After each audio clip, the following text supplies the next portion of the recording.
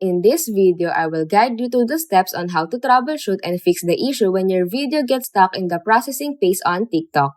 So without further ado, let's get started.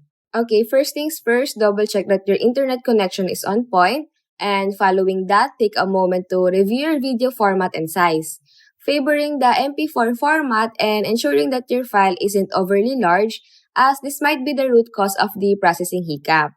Now, next is go to your device settings, locate the TikTok app, and clear its cache. This straightforward action can often resolve processing issues. Now, afterward, make sure you have the latest version of the TikTok app, as updates regularly released by developers to fix bugs and make things run smoother. Also, if possible, switch between Wi-Fi and mobile data to see if the issue persists.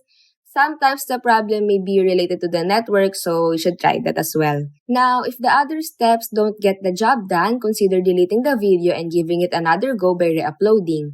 This approach can occasionally resolve processing glitches. Lastly, if the annoyance keeps sticking around, it's probably a good idea to drop a message to TikTok support for some help. And that's it.